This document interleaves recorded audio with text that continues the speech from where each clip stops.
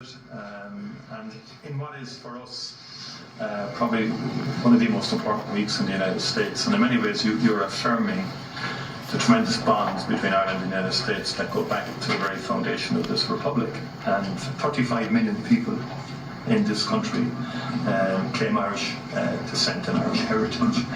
And I spent the first 2 days in Philadelphia, going back really into the heart of that history, and the fact that 3 Irish people born on the island of Ireland signed the Declaration of Independence. It was printed by an Irishman, John Dunlap, and disseminated across the colonies. And Charles Thompson, who was discussed earlier, he designed the bald eagle, the seal of the US. So in many ways, our connection is foundational, it's historic. And the Irish helped to build America. We're very proud of that connection.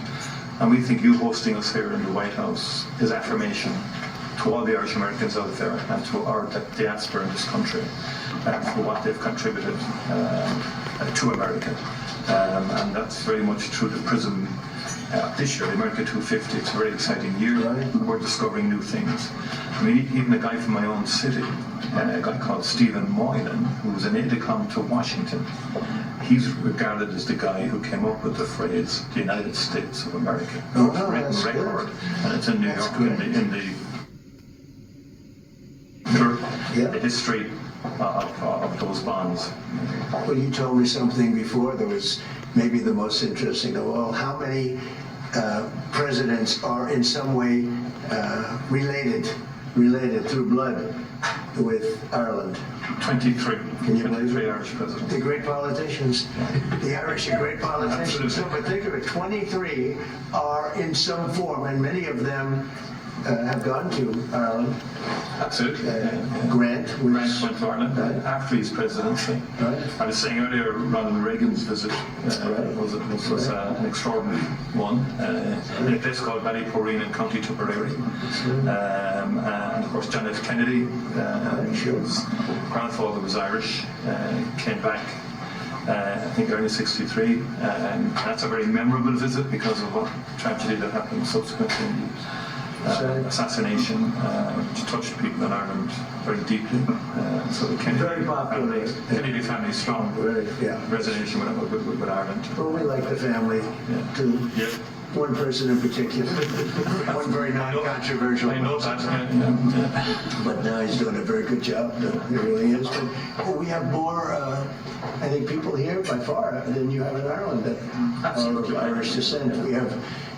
So you have quite a few, but we have a lot. We have a lot more than we have. That's pretty amazing. By a lot. Absolutely. Anyway, thank you very much. It's a great honor. And any questions for me? In September, and you stay today? Well, I'm having, it's a great thing, my son and my family, we have a great golf complex in Ireland, one of the best in the world, called Doonbeg. It's in Doonbeg. And it's been amazing, and Rory McIlroy loves it, they all love it. Great golfers, you have a tremendous golf tradition, and it was chosen for the Irish Open, which is a big deal. That's a big event. Absolutely, looking forward to it. Everybody wants me to be there. You just said, I hope you're going to go. I did. And we're going to try. We are going to try, but it'll be an honor. But it was a great honor to be chosen. They only choose the best courses in the world for the, for the big opens. It's one of the big ones, the Irish Open.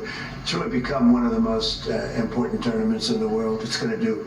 I hear it's going to be a fantastic success. A great success. Yeah. So very it's a very hard course. Have you made, Mr. President, in getting America's allies to assist the U.S. in escorting those oil tankers through the Strait of Hormuz? Well, we don't need too much help, and we don't need any help, actually. In fact, we just put out a notice. I was watching over the last couple of weeks, and all of our NATO allies were very much in favor of what we did. They thought it was very important. We were just discussing it, actually. Very important that we take out the nuclear threat from Iran, and we've done that very strongly, very powerfully. We've wiped out their Navy, wiped out their military in every aspect. Their Air Force is now decimated. They have no Air Force, no Navy. They have no radar. Their radar is entirely gone. Their anti-aircraft machinery is gone. Everything is gone. Their leaders are gone. I guess one of the their top person was, they say, a lot of people say their actual top was killed yesterday, along with somebody else who was responsible for the killing. The man that was responsible for the killing of 32,000 people over the last 2 weeks, he was in charge of the killing of protesters. It's an evil group. I mean, they've killed much more than 32,000 people. And the man who was responsible for that was also killed yesterday. And all of the NATO allies agreed with us, but they don't want to, despite the fact that we help them so much. We have thousands of soldiers in different countries all over the world, and they don't want to help us, which is amazing. I mean, amazing. And I didn't do a full court press because I think if I did, they probably would be. But we don't need help. That war has been long prosecuted as far as I'm concerned. Almost from day one, we knocked out many of these things. We knocked out the Navy essentially in a couple of days. But I was surprised to see that NATO, while they agreed that it was a very important thing to do, they agreed fully. Nobody said, oh, you shouldn't do it. They would have had a nuclear weapon within 1 month of when we had the B-2 bombers bomb the nuclear potential. I call it the nuclear dust. So I think NATO's making a very foolish mistake, and I've long said that I wonder whether or not NATO would ever be there for us. So this was a great test because we don't need them, but they should have been there. The other thing is, and I think very important, we didn't have to be there for Ukraine. Biden chose to spend hundreds of billions of dollars on Ukraine, and I guess the head of Germany just made a statement that, well, they weren't involved and they have nothing to do with the war, but at the same time, they think we did a great thing by knocking them out. Nobody wants to have Iran, or anybody, but nobody wants to have Iran with a nuclear, because these people are crazy. They're absolutely crazy, and they're vicious, violent. I mean, think of it. They killed, now I hear it's about 41,000 people. They put out a notice 2 days ago. Anybody that protests will be immediately shot and killed. That's pretty tough stuff. So everyone agrees with us, but they don't want to help. And we as the United States have to remember that, because we think it's pretty shocking. President Macron has just said in the last hour that he will never join a task force in the Strait of Hormuz until the hostilities finish. Yet yesterday you said... Who said that? Who said? President Macron of France. What's your reaction to that, sir? Well, he'll be out of office very soon, so we'll have to see. I don't know. On Doonbeg, you're building an extension to it, but there's been an objection put in, and it's being held back at the moment due to small snails. What are you disappointed about? Planning Commission. I have not heard that. No. The course was built and it's been operated very successfully. Somebody's objecting, human and environmental group is objecting to. And that doesn't sound like the biggest problem I've ever had. How close the US to announce a coalition of voting to secure the Strait of Hormuz? Which countries are joining and which countries are... Well, we've had great support from the Middle East. Qatar has been great. UAE has been absolutely been great. Saudi Arabia has been terrific. Bahrain has been very good. The Middle Eastern countries have been very strong in their support. And of course, Israel has been our partner. Israel's been very, very strong, along with others.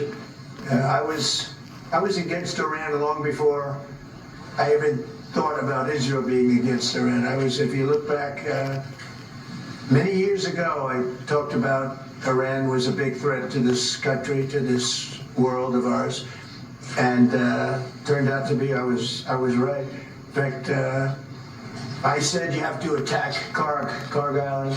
You have to attack them years ago when they were acting up. They've been acting up for 37, 47, I guess now 48 years. For 48 years, they've been bad players, vicious players, and you can't let them have a nuclear weapon. If they got a nuclear weapon, I would say they would have used it within 24 hours after having it.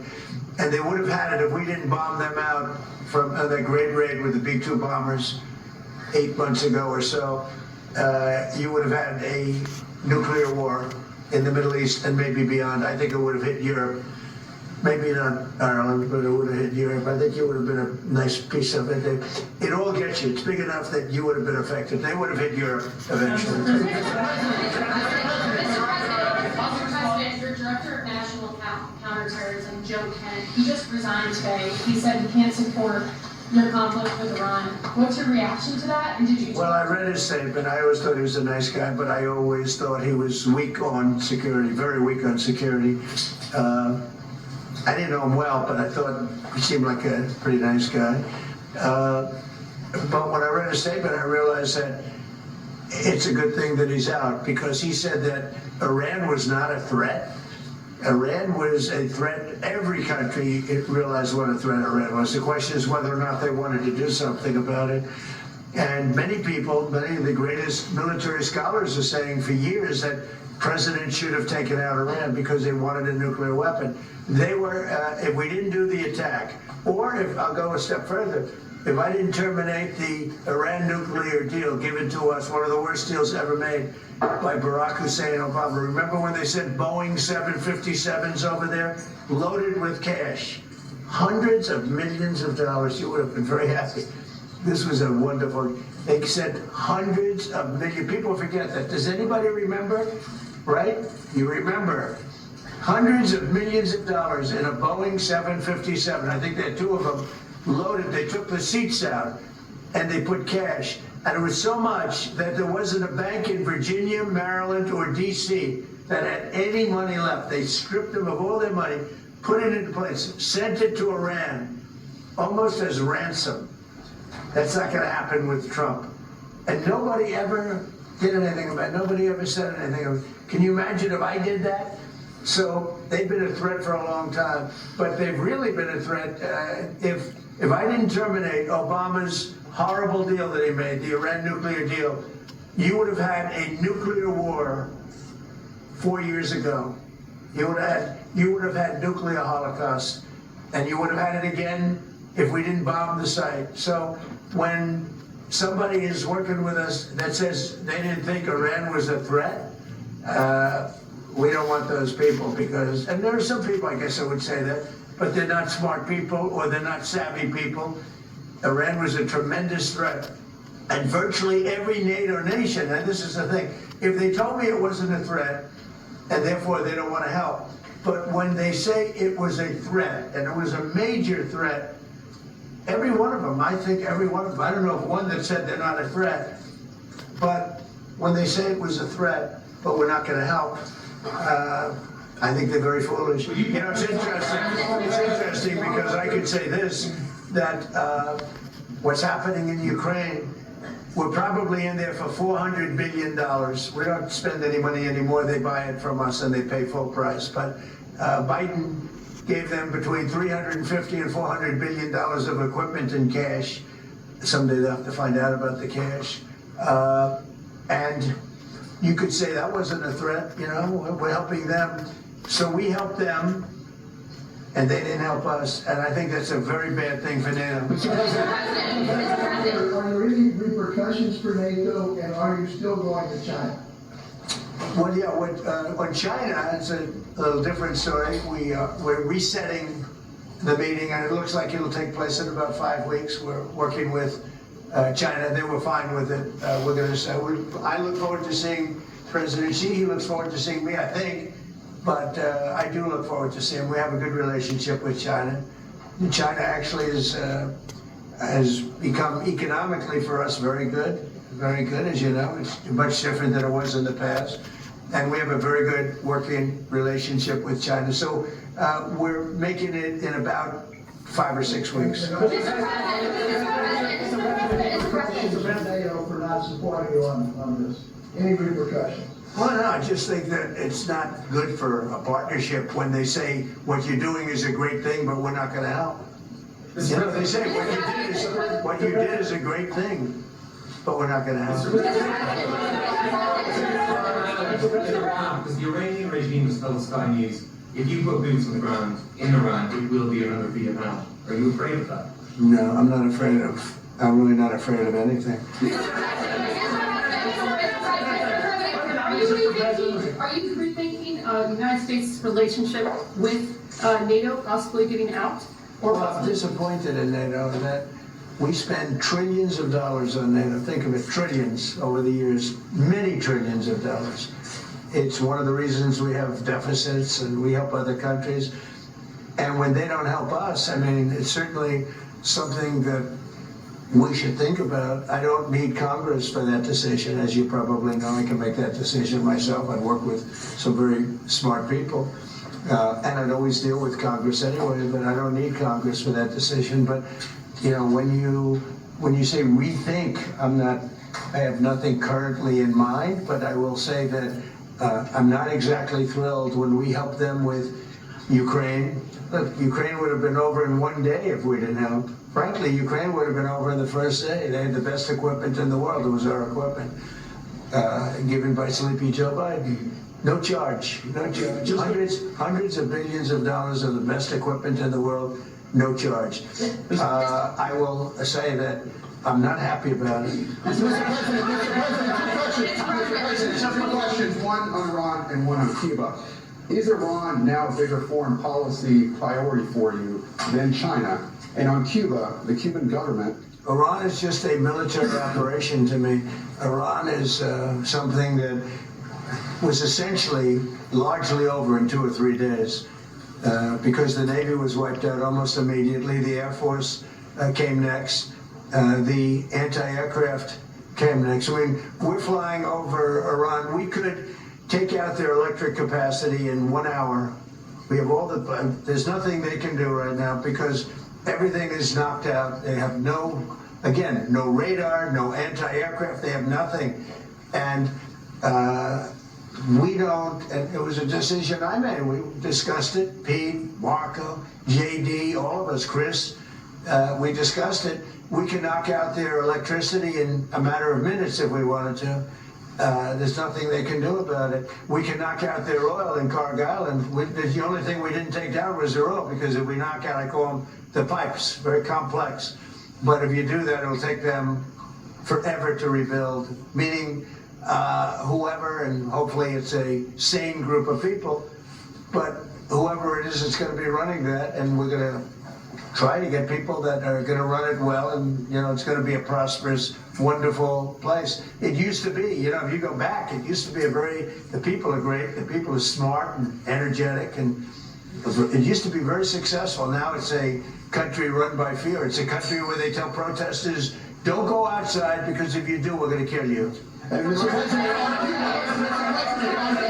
on Cuba yesterday, the Cuban government says that it right wants now is in investment. very bad shape. They're talking to Marco, and we'll be doing something with Cuba very soon. We're really focused on this, but we're dealing with Cuba. Marco, do you want to say a couple of words about it? Yeah, I mean, Cuba has an economy that doesn't work and a political and governmental system. They can't fix it. So they have to change dramatically. What they announced yesterday is not dramatic enough. It's not going to fix it. So they've got some big decisions to make over there. But Secretary Rubio, do you support, and I know this is up to Congress, but do you support easing the trade embargo if you get more cooperation from Havana? Well, I'm not going to discuss what we would talk about or not. Suffice it to say that the embargo is tied to political change on the island. The embargo is codified. And but the bottom line is their economy doesn't work. It's a non-functional economy. It's an economy that has survived. That revolution, it's not even a revolution, that thing they have has survived on subsidies from the Soviet Union and now from Venezuela. They don't get subsidies anymore, so they're in a lot of trouble. And the people in charge, they don't know how to fix it. So they have to get new people in charge. That's what has The relationship we have with Venezuela has been, I think you could almost say, incredible. It's been really good. It's been good for Venezuela, and it's been good for us. And I congratulate the Venezuelan baseball team, because that was a big win. And I guess they play another game tonight in the finals. And I said a lot of good things have happened to Venezuela lately. This is the first time they've ever been in the finals, and it was pretty exciting. Iran is just a military operation to you, but do you not have a day after plan? And if so, what is your day after plan for Iran? Well, we have a lot. Look, if we left right now, it would take 10 years for them to rebuild. but we're not ready to leave yet. But we'll be leaving in the near future. We'll be leaving in pretty much the very near future. But right now they've been decimated from every standpoint. And again, we've had great support from countries in the Middle East, great support, but we've had no support from, essentially, no support from NATO. Relationship with London, has it been damaged by the fact that Keir Starmer isn't supporting you in this war? And has your opinion of Keir Starmer changed because of this? Well, he hasn't been supportive, and I think it's a big mistake. You know, they make a lot of money on trade with the United States. I went out of my, as you know, they couldn't make a deal with Biden because they had no real administration to make a deal, Biden. But we made a deal. We made a good deal for them, and frankly, probably wasn't appreciated. I do look forward to seeing the King. He's going to be coming, as you know, very shortly. But no, I was disappointed because Keir was willing to send 2 aircraft carriers after we won, because essentially there's no threat for the aircraft carriers right now. And I said, no, we want things sent before the war, not after the war is won. So yeah, I'm disappointed with Keir. I like him. I think he's a nice man, but I'm disappointed. You see that man right there? You know who that is? Churchill. That's the late great Winston Churchill. And Barack Hussein Obama did not want his bust in his office. Did you know that? And Barack Hussein Obama sent that bust back to England. They didn't want it. And when I came in, I was asked if I wanted it. I said, absolutely, I want it. And I put it right there, Winston Churchill. And, you know, unfortunately, Keir is not Winston Churchill. Mr.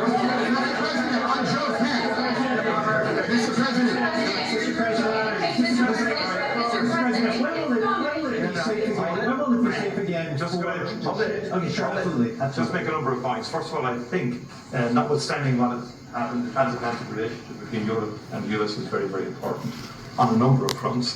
And I think we've had issues over the last year until we'll be settled them. And I think many of these leaders engage with you, particularly on trade and issue. Remember all the fuss last year, but we got a landing zone between Europe and US, and I think we can get and I think I just met with Keir Starmer last week. The British-Irish relationship is a very important one.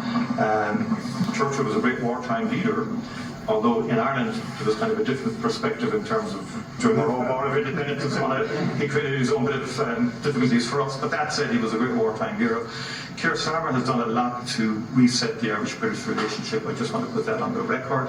But I do believe that he's a very earnest, sound person who I think you have a capacity to get on with. You've got on with him before, and you've got on with other European leaders as well. And I think you have that capacity again. And I think everyone exists. I mean, you cannot have a rogue state with a nuclear weapon or the capacity for a nuclear weapon. Iran was the sponsor of terrorism. We sanctioned Iran. All European countries did as a terrorist, and the IRGC in particular as a terrorist organisation. They sponsored Hamas. They sponsored Hezbollah. The Houthis. They created mayhem, a most maligned force in the Middle East. The Irish position has always been ultimately, can we resolve this? Can we get peace? And obviously there's preconditions before you get to that situation. We had our own conflict, which went on for 30 years, and we learned a lot from that in terms of how to try and bring about peace. And I think I listened to you in terms of, you're correct. I mean, our hearts go to the Iranian people who have been repressed and suppressed for so many years, culminating in that savage murder of thousands and thousands of Iranians some months ago. No one was in a position to do anything about that. I think, and likewise with Ukraine, I mean, the Russians did invade Ukraine, have attacked civilian infrastructure and so on like that. And for the people of Ukraine who just want peace and an opportunity to live, I think we have to continue to work to see, can we bring peace, different regime to Iran, where Iranians can live in peace again, and the people in the Middle East can live in peace, and you're doing your bit there in terms of the work in Gaza and so on like that. And I think that's what we want, is a peaceful resolution of conflict. That's where we come from as a small nation. Right. We've been peacekeepers all our lives. And we're the longest serving nation in terms of provision of peacekeeping forces in the world, as it turns out. But we think ultimately all conflicts come to an end, and I think we have to try and work towards that end. And I'm sure European leaders and the US administration will engage, and hopefully we can get a landing zone. So. I mean, the only thing, and I agree with everything you said, but we helped with Ukraine. Yes. And they don't help with Iran. And they all acknowledge that Iran can't have a nuclear weapon. You yourself say it. You know, these are horrendous people. These are the worst people. And going back to Hitler, right? Going back to Hitler, these are the worst people. That's a long time ago. And there's been nothing close. Every problem, so many deaths. 90% of the people that got blown up by landmines, they loved them. You know, Soleimani, we killed him. If we didn't, it might be a different story, because he was a horrible person, but he was a very powerful person and leader, smart. But we killed him. If we didn't, I think you'd have it. I did. But I think it would have maybe a different situation. It wouldn't have been so easy as it has been, because it has been very easy. You know, it's all of their military is that, but you can always have somebody drop a mine in the water. It's like terrorism. Yep. And then you have the people that own the billion-dollar ship saying, well, let's not move that ship yet because we want. So we thought that Europe would help that because they do have some minesweepers. But it's amazing that, you know, they all said, what a great job. They would call me, say, congratulating us on the great job we did with respect to Iran, and would knock the hell out of them. And they're no longer the bully of the Middle East. They were known as the bully of the Middle East, and they're not the bully anymore. But you would have thought they would have said, we'd love to send a couple of minesweepers. It's not a big deal. It doesn't cost very much money. But they didn't do that. So, you know, I think it's very unfair to the United States, not to me, but to the United States. Go ahead, please. Keir Starmer isn't making... She's a fantastic reporter, by the way. Go ahead. The Prime Minister isn't making the case to the British public as to why he should be supporting you. Could you do that now and talk to the UK, to GB News viewers, about why it's in their interest that we help you? Well, because we have a tremendous long-term relationship with the UK. I mean, people would say it's the best. I don't want to get into that, but we've had, it was the longest, the oldest, should be the best. Always was the best until Keir came along, and I like him. He's a nice man. He says everything beautiful. He's a very nice man with a beautiful family. Everything's perfect, but he doesn't produce. And I think it's very inexpensive. I just said, you don't have to send me aircraft carriers, send me a couple of minesweepers. We don't need your aircraft carriers. But even the aircraft carriers, he would only send them after we essentially won. I mean, he's sending them when there are no planes left, when the missiles are down to 8%. They have like 8% of the missiles. With the rest, we demolish the missiles, and the factories, largely the factories are going even as we speak. They just hit another factory, and they have a lot of missile factories. They have a lot of drone factories, and so he's, you know, wants to send them when we don't need them.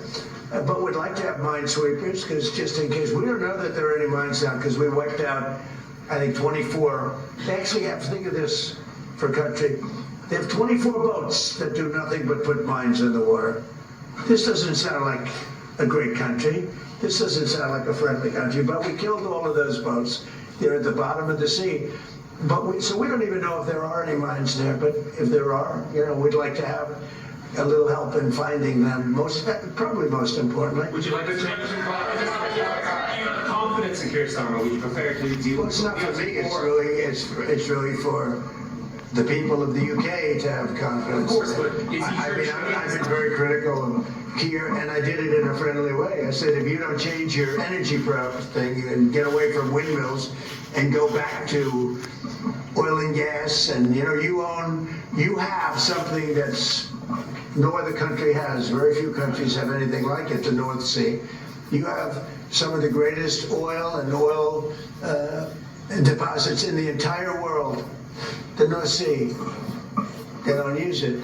You buy a lot of your oil from Norway. You know where they get their oil? From the North Sea. And you pay paying a lot of money, and I tell them, and you have the better part of the North Sea. So why aren't they taking the oil from the North Sea? Why are they buying oil from Norway? But they have windmills all over the country, destroying those gorgeous Scottish fields and those beautiful fields all over the windmills, which don't work. They're tremendously expensive. And the best testament to that is the windmills are made in China, but China doesn't use them. You know what China uses? Coal. They're building 58 coal-fired plants right now, and that's up to them. But these foolish countries that are buying windmills, putting them out of business, I'm proudly telling you that we're going to try and have no windmills built in the United States during my... What about arbitrary? Very bad. They're very bad environmentally. They kill the birds. They're unsightly. They make a lot of noise. And for some reason, the environmentalists love windmills. Mr. President, I'm Joe Kent. You say he's a very nice man. I think he's a nice man. I think he's a nice man, but I disagree with him on two things primarily. His immigration policy is a disaster, and his energy policy is a disaster. And they're about the biggest policies you can have. You've allowed millions and millions and millions of people to come into your country that shouldn't be there. And by the way, that's all over Europe. Europe is a different place. It's a different place. And you know, I originate, to put it nicely, many of us do, from Europe. I love Europe. I've spent a lot of time in Europe.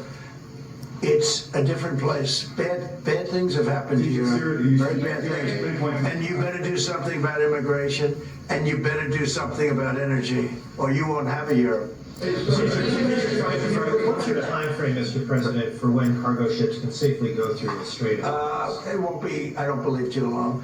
We're knocking the hell out of the coast. It's basically the coast and the water, and it won't be too long. And the Middle Eastern states, including Israel, by the way, who has been terrific, the Middle Eastern states have been helping us a lot. Mr. President, Mr. President, on fuel prices, what do you have to say to the people in Ireland who are paying sky-high prices because of your war in Iran? Well, I think the people in Ireland are very happy that I'm getting rid of, I have a lot of friends from Ireland, they're very happy that I'm getting rid of a nuclear power, a nuclear terrorist. And as soon as that war's over, which will be soon, your prices are going to drop. Hello? You watch. Hello? What do you think about our president's comments that your actions is breaking international law? Say it? What do you think about our president's comments? Can you speak? You speak it right into your phone. How do you respond to the increasing attacks by the Iraqi militia groups against the U.S. embassy and consulate in Kurdistan region? You want to answer that? Yeah. Do you want to? Yeah, well, Marco, obviously Secretary of State, has control over the embassy. Look, there have been a lot of militia attacks against our base, or our embassy in Iran. I think Marco's done a good job of limiting the number of people who are at that embassy so we can provide essential functions but also protect our people. But it goes to show there are a lot of terrorists in that region of the world, and we've got to eliminate when we find them. And you can't give them nuclear weapons. You can give them rifles, you can give them guns, you can't give them nuclear weapons. I think we agree very strongly. Just on the immigration point. Yes, excuse me. Just first of all, I would say Europe is still a very good place to live in. Good. A lot happier to live in. I'm glad to hear that. And our view is you have to have robust and fair rules around migration. But on the other hand, a lot of people, within the European Union, we have free mobility of people. And in Ireland, our population is growing, but in a very positive way. Our economy is going well because we're attracting a lot of people from Europe and beyond into work, legally and validly in our country. In fact, I'd love if we could develop a legal pathway between the US and Ireland into the future because of our history and so on like that, that we could have a legal pathway because no one is in favour of illegal migration or and so forth. So you have to have robust rules for that. But fundamentally, I think sometimes Europe gets characterised wrongly in terms of it being overrun or whatever like that.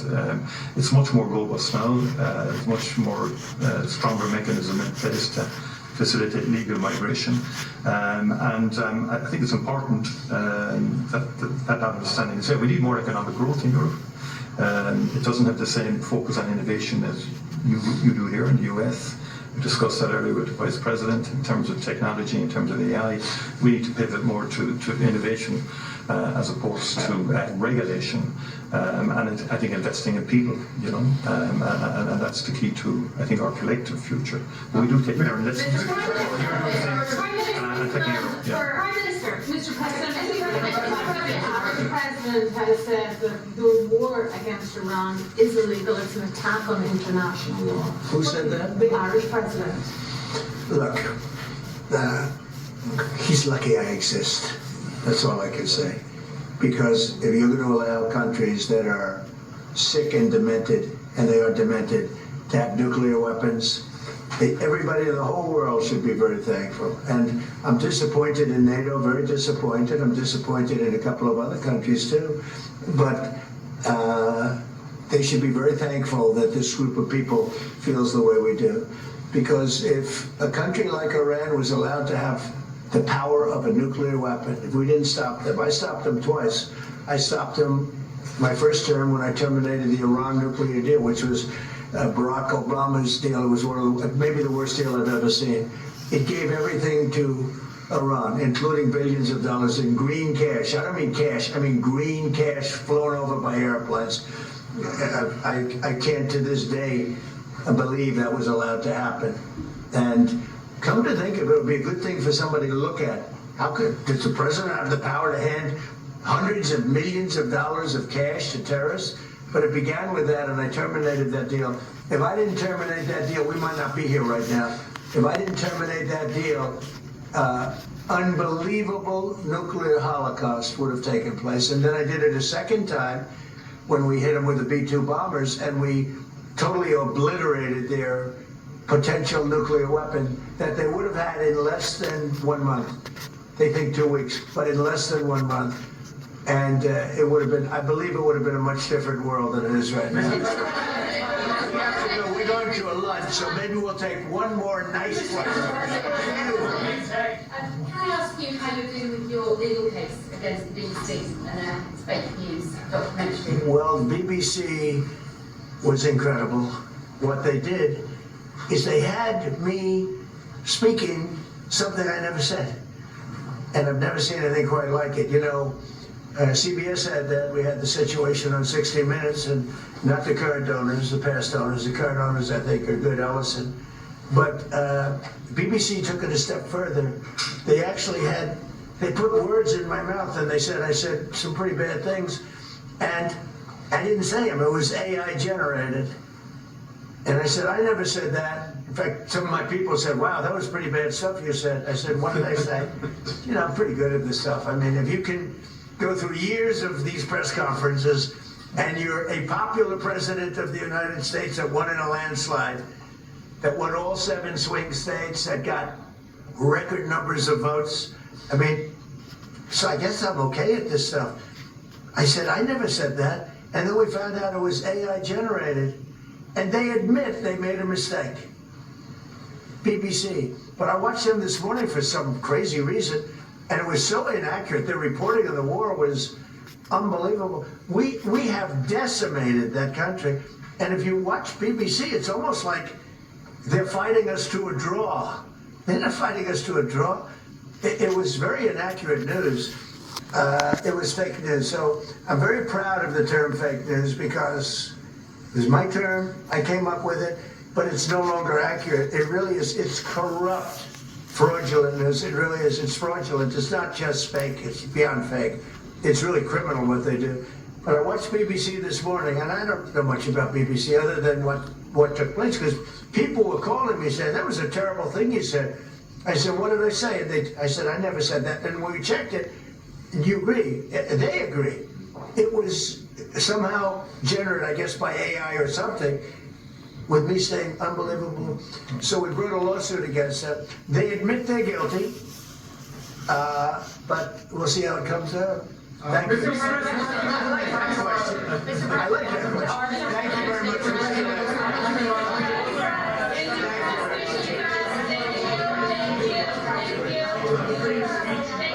You've been watching President Trump in his meeting with the Irish Prime Minister. The word was decimated. He said Iran's Navy has been decimated, their radars have been decimated. He went on to say their leadership has been decimated. He specifically referred to an Israeli target that Israel took out. Israel took out Basij Commander Soleimani. He presided over the deadly crackdown. President Trump saying he believes it is far more than 32,000 Iranian protesters who were killed by that individual that Israel took out. He also addressed the major news this morning. The major news this morning was that the National Counterterrorism Center Director Joe Kent resigned. He said, after much reflection, I have decided to resign from my position. He worked for Tulsi Gabbard, and President Trump said, I always thought he was a nice guy, but I always thought he was weak on security. I did not know him well. It was a question the press asked repeatedly, and President Trump continued with that line. Well, hello, everyone. This is Outnumbered. On this St. Patrick's Day, I'm Kaylee McEnany here with my co-hosts, Harris Faulkner and Emily Compagno.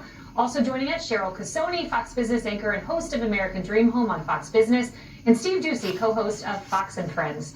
Emily, you and I were speaking about Joe Kent. He also, the other line President Trump used was he was someone who worked with us.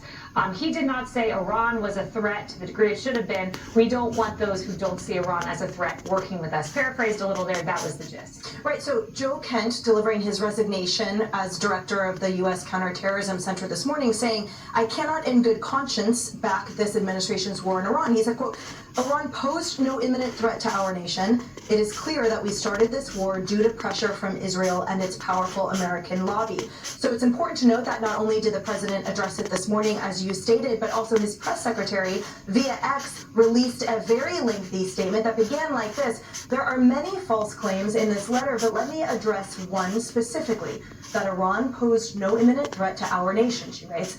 As President Trump has clearly and explicitly stated, he had strong and compelling evidence that Iran was going to attack the United States first. Now, she also goes on to say, and I encourage everyone to go to her X account to read the full statement. She said the commander-in-chief determines what does and does not constitute a threat, because he's the one constitutionally empowered to do so. And she writes, as someone who actually witnesses his decision-making process on a daily basis, the fact that the allegation that his decision was based on the influence of others, even foreign countries, is both insulting and laughable. Now, our own Aisha Hasni reporting that on background to a senior administration official says that Joe Kent was cut out of POTUS intelligence briefings months ago due to allegations of suspected leaks, and that he has not been a part of any Iran planning discussions or briefings at all, which sort of posed the disconnect addressed earlier this morning by the administration, saying that he was privy to the classified information that indeed underscores and proves,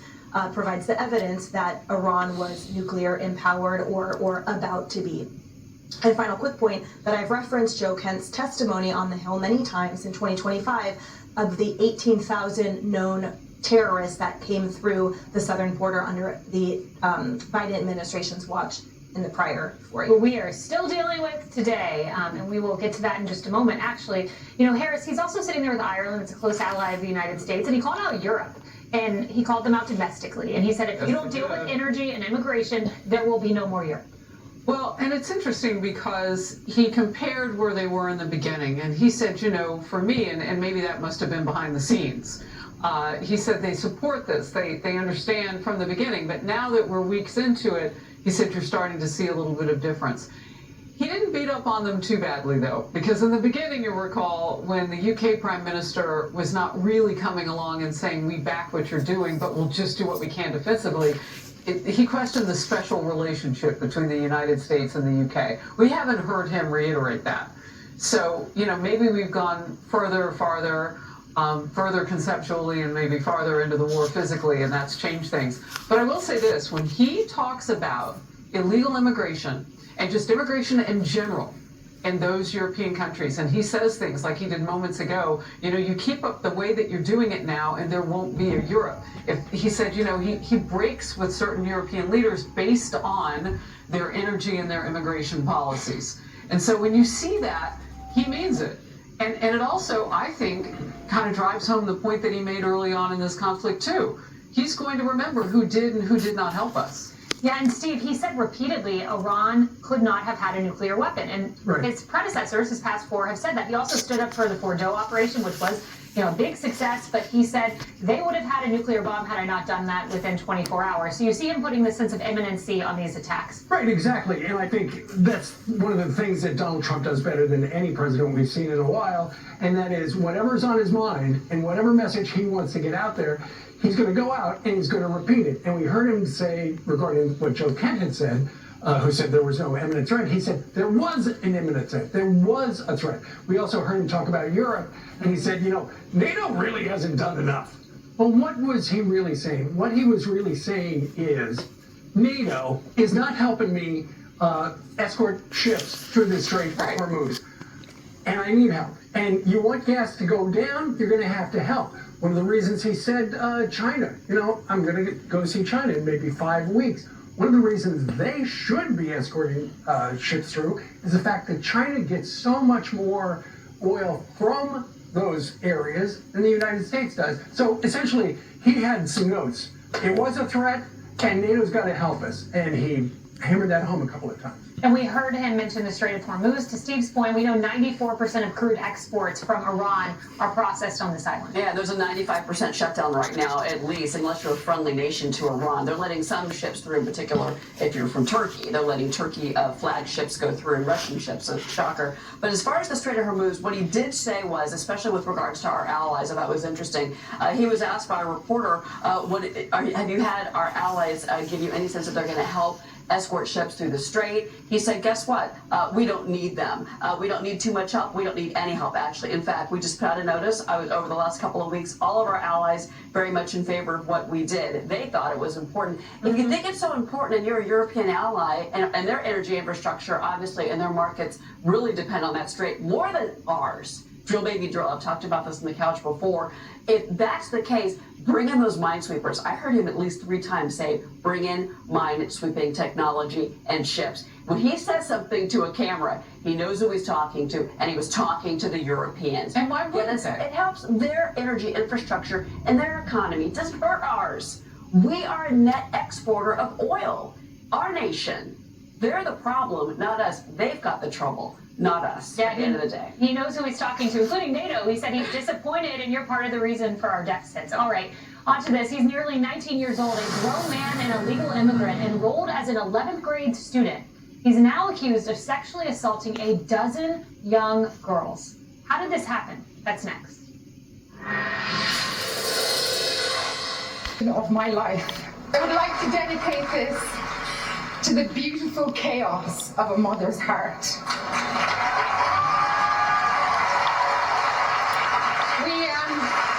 We all come from a lineage of women who continue to create against all odds. That's Jessie Buckley delivering that speech after winning the Oscar for Best Actress, and she's not the only one in Hollywood who calls motherhood her favorite role. Buffy the Vampire Slayer star Sarah Michelle Gellar is telling People magazine, for the first time I wanted a break, and I had never wanted a break before. I was so defined by my work and my career that was the propeller. And I'm so glad that I did, because it's time I can never get back with my kids, end of quote. Meanwhile, former CEO of Meta, Sheryl Sandberg, is criticizing the trade wife trend. She calls it a trad wife. She calls it a rebranding of outdated 1950s gender roles that target women. What do you say about that? Yeah, I think it's completely disgusting. We've seen this trend. Yesterday I brought us the headline, or last week, and also on Saturday, about I regret having children, which was in New York Magazine. Yeah. And this trend is the opposite. There is an attack on, they call them trad wives, yes, which is a derogatory term to be, you believe in motherhood.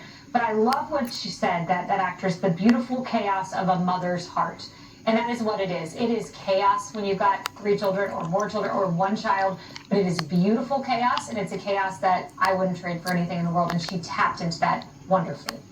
Emily, being around toddlers, because they're so unpredictable and can be misbehaved sometimes, got me ready for more work, quite frankly. I mean, difficult people are abound. There's nothing you can't handle now. I think it's so sad to me when influential women or anyone wades into and judges the trad wife, because I'm not quite sure why someone who embraces traditional roles and with it derives joy, blessing her family and focusing on her family. That means that they are prioritizing raising children and their husband and being a wife. Why that is somehow bad. And those same people, by the way, are deafeningly silent when, for example, 12 girls get groped by an adult man. It's like the hypocrisy is so rampant. So don't wade into something that gives a woman joy and blesses her children for it, and yet stay silent on things that are actually toxic to women. Yeah. Sheryl Sandberg should sit this one out.